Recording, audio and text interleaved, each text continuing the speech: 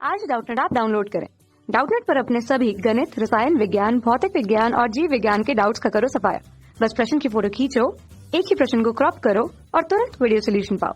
अभी डाउनलोड करें। हेलो दोस्तों, हमारा प्रश्न है व्यतिकरण की घटना में रिक्त स्थान संरक्षण का नियम लागू होता है। ठीक है, हमें बताना है कि व्यतिकरण की घटना में किस चीज का संरक्षण का नियम लागू होता है। ठीक है, तो अगर हम व्यतिकरण की घटना देखें, ठीक है, तो मान लीजिए कि हम क्या कर रहे हैं, प्रकाश तरंग की व्यतिकरण की घटना देख रहे हैं। ठीक है, तो क्या होता है कि जब समान आवृत्ति और लगभग समान आयाम के दो प्रकाश तरंग, ठीक है, एक ही दिशा में संचरित की जाती है तो माध्यम के किसी बिंदु पे इसका क्या होता है, अध्यारोपण हो जाता है। ठीक है, और अगर मान लीजिए कि इसकी I1 तीव्रता है और इस तरह की I2 तीव्रता है, तो जो अध्यारोपण के फलस्वरूप जो हमें तीव्रता मिलती है, ठीक है, वो इन दोनों तरंगों की तीव्रता से क्या होती है, अलग होती है।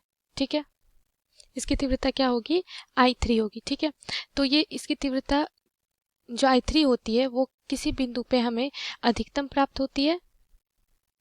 ठीक है, और कहीं पे हमें क्या प्राप्त होती है, न्यूनतम या शून्य।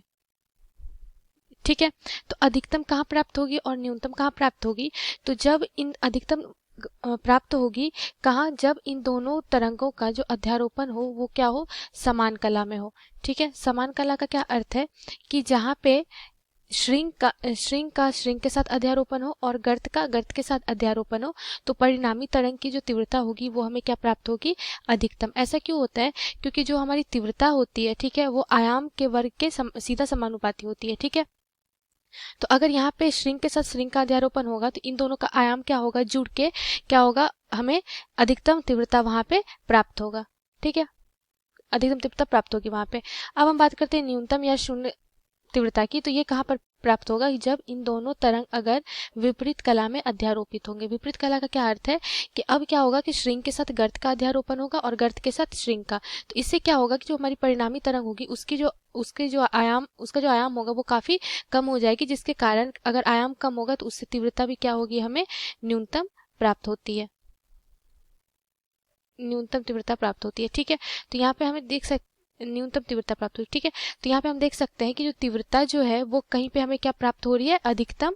कुछ इस प्रकार से अगर हम समझें तो इस तरह से क्या होती है कि कहीं पे हमें अधिकतम तीव्रता प्राप्त होती है, ठीक है, और कहीं पे हमें क्या प्राप्त हो रही है, न्यूनतम तीव्रता। ठीक है, फिर कहीं पे हमें इस तरह से तीव्रता प्राप्त हो रही है। ठीक है, तो यहाँ पे अगर हम तीव्रता को ऊर्जा के रूप में भी देख सकते हैं, ठीक है, किसके रूप में देख सकते हैं, ऊर्जा के रूप में, तो यहाँ पे हम देख सकते हैं कि कहीं पे ऊर्जा जो है हमें अधिक प्राप्त हो रही है, कहीं पे कम प्राप्त हो रही है। मतलब यहाँ पे जो ये ऊर्जा का क्या हो रहा है, पुनर्वितरण हो रहा है। ठीक है,